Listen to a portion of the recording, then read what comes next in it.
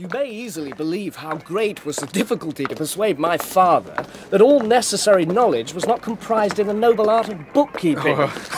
But his affection for me at length overcame his dislike of learning, and he has permitted me to undertake a voyage of discovery to the land of knowledge. It gives me the greatest delight to see you, but tell me, how left you my family? Very well, and very happy, only a little uneasy that they hear from you so seldom. Yeah. But by the by, I mean to lecture you a little upon their account. But, my dear Victor, I did not before remark how very ill you appeared, so thin and pale, and look as if you had been watching for several nights. You've guessed right. I have lately been so deeply engaged in one occupation that I have not allowed myself sufficient rests. But I sincerely hope that all these employments are now at an end and I am free. Friedrichstrasse. Friedrichstrasse, that is your address, is it not? What? Yes. Number 15C. I thought we might go to a cafe. I should like to deposit my luggage first. Well, here, let me. You can't carry them alone. No, please, Henry. Stay here whilst I go up and make my rooms more welcoming. I was not expecting visitors. Well, of course. But let me wait at the front door.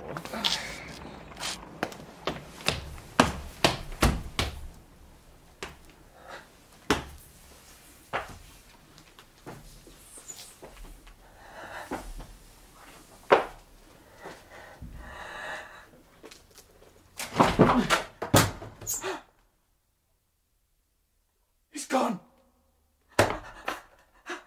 He's gone. Oh, good. Yes. Very good. Never return. God. Henry, come in. Come in. I heard a shout. Our neighbour, I expect. Well, and what experiments have you been performing with this equipment? Experiments is too fine a description. I've been merely dabbling. Even to my untrained eye, it appears too sophisticated to be employed in dabbling. Oh, Henry, you don't know how good it is to see you. Victor! What for God's sake is the matter? Do not laugh in that manner. I'm only fatigued. What is the cause of all this? Hey! He? Well, there's no one else here. Who is he? Hey! Oh, Henry! Save me! Save me! Save you from what? From who? Hey! Hey!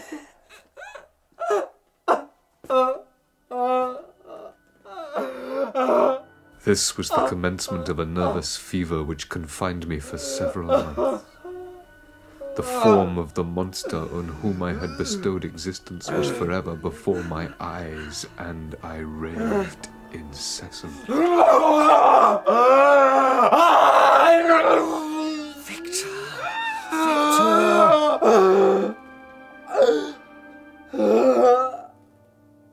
By very slow degrees, and with frequent relapses, I recovered.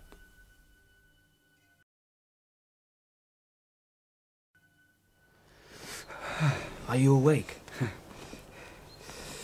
Dearest Henry, how kind, how very good you are to me. This whole winter, instead of being spent in study as you promised yourself, has been consumed in my sick room. How shall I ever repay you? You will repay me entirely if you get well as fast as you can. And since you appear in such good spirits, you will perhaps be glad to see a letter that has been lying here some days for you. It is from Elizabeth. My dear Victor, get well and return to us. You'll find a happy, cheerful home and friends who love you dearly. Your father's health is vigorous, and he asks but to see you. Your brothers, Ernest and William, flourish. My trifling occupations take up my time and amuse me, and I'm rewarded for my exertions by seeing none but happy, kind faces around me. Except Justine, our housemaid, has been having a hard time of it. One by one, her brothers and sister died, and now her mother. Justine has returned to us, and I assure you I love her dearly. I wish you could see William. He's very tall of his age, with sweet, laughing blue eyes, dark eyelashes and curling hair. Right, dearest Victor. One line, one word will be a blessing to us. Dear, dear Elizabeth. I will write instantly and relieve them from the anxiety they must feel. Yes. And when you have done that, I suggest we discuss a walking tour.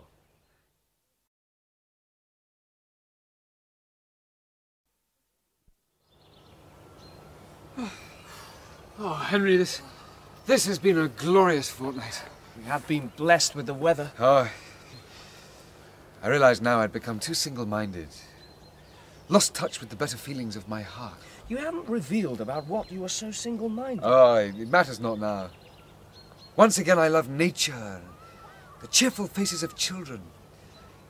Excellent friend. A selfish pursuit had cramped and narrowed me until your gentleness and affection warmed and opened my senses. I have become the same happy creature who a few years ago, loved and beloved by all, had no sorrow or care.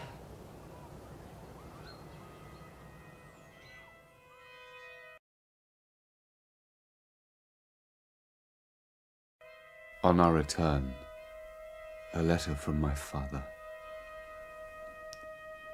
My dearest Victor, William is dead. About 5 in the morning, I discovered my lovely boy stretched on the grass, livid and motionless. I carried him home. It will do no good.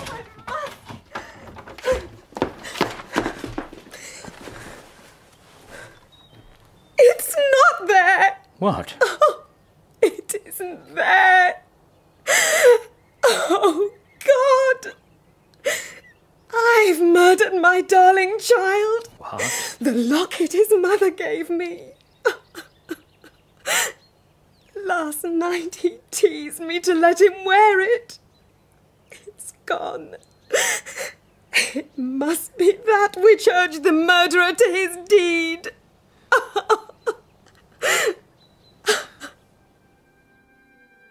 My journey home was very melancholy, and when I drew near my native town, fear overcame me. I dared not advance, dreading 1,000 nameless evils. Stop the coach. We're not inside the town gates yet. I don't need you to tell me where I am. I shall continue on foot. As you wish.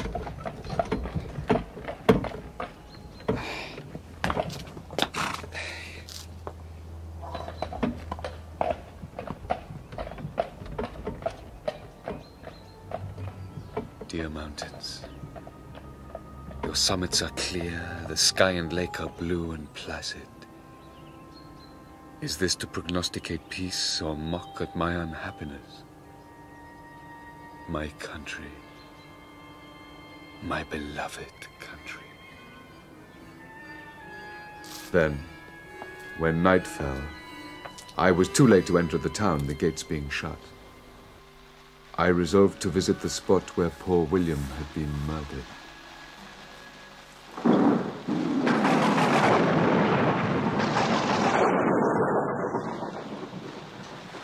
William,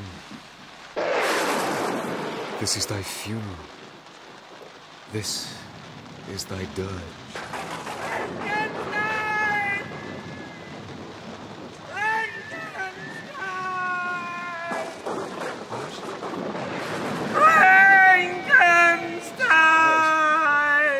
Who is that? Frankenstein!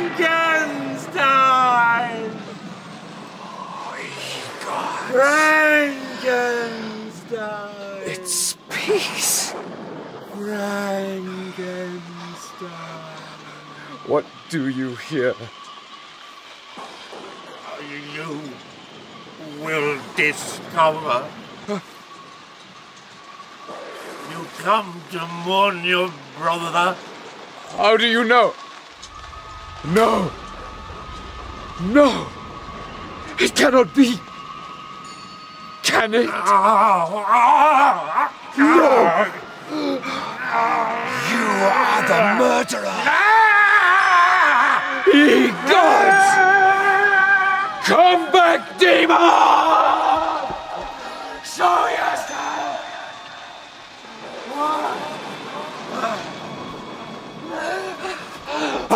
There!